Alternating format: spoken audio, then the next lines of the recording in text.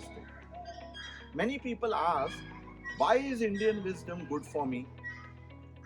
I think we should clarify why Indian wisdom can be thought of as the reasons why things are valuable for youngsters today. Now, this is very important because there are certain things that people seek in life. There are certain things that people don't want in life.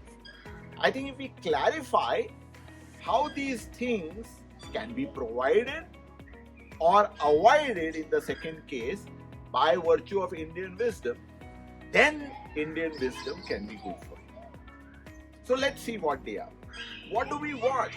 So some people may say, I want to be famous. Another may say, I want to be rich. Third may say, I want to establish my ambition. A fourth may say, I want to set up my enterprise. Now the good news is, all of this can come to you from Indian wisdom. Now let's look at the doubts that people may have, that will Indian wisdom not do this to me? So what could it be? Doesn't Indian wisdom say stay away from money? Doesn't Indian wisdom say that go away into the forest and meditate there? Doesn't Indian wisdom put us into a state of being alone and in solitude away from others? I want to tell you, all of this is a very, very small and not even a compulsory aspect of Indian wisdom. So in other words, all that we seek in life can come from Indian wisdom. And all that we are scared of or worried about, we can avoid through Indian wisdom. So if all of this come together, then Indian wisdom is good for you. But the question is how? So I want to tell you that even if we take just two Shastra, because Indian wisdom and eternal Indian wisdom, to be more specific, is a very, very wide and large ocean of knowledge. So we can't consider everything. So let's take only two Shastra. One is Kautilya Artha Shastra and the other is Patanjali Yoga Sutra. Okay? What do they say? Kautilya Artha Shastra gives you the science of prosperity.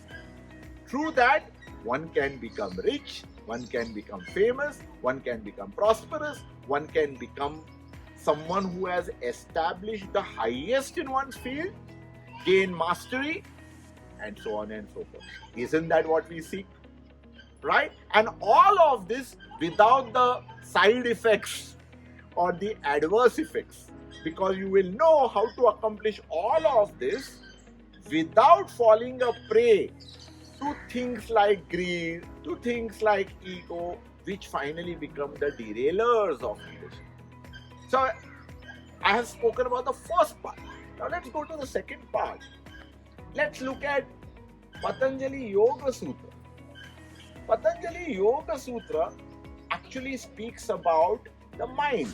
And you may have heard this in the Yoga Sutra, and you will find this sutra which many people use to define yoga or the objective of yoga. And it says, Yogas Chitta Vritti Nirodha.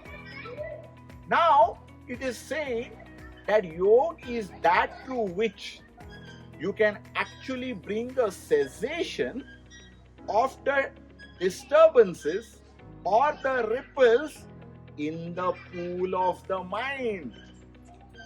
Now, all of this can be done wherever you are. Of course, there's an entire process to it. Now, if I can do all of this wherever I am, in whatever role I am, do I need to go to the jungle? Answer is no. Do I need to go away from my people, my friends and family? The answer is again no.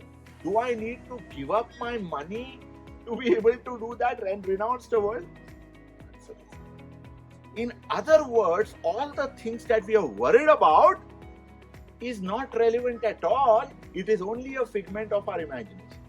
That means today's individual, anywhere in cities, anywhere in any part of the country or the world for that matter can accomplish what we want to accomplish and need not give in to those myths and misconceptions which we have and we fear about with respect to Indian wisdom. Now, is Indian wisdom not good for you? Let me address the last question. So people may say, hey, when you say eternal Indian wisdom, don't you mean that which was brought about, established 10,000 years ago? How can something that is so ancient be applicable today?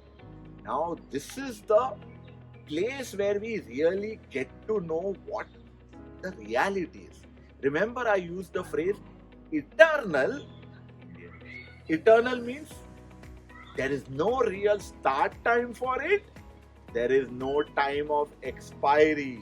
Imagine that which could have been applied 10,000 years back and is applicable today as well. All that we need is to see how do I use it today. Yes, I just need to put my mind to it and will be able to do that. So I invite all of you, dear listeners, to discover Indian wisdom, to start on that journey. And each of us, with the faith that there is something in it for me, will find a path to success in whatever you take up. So welcome to Indian wisdom. Dhanyavad.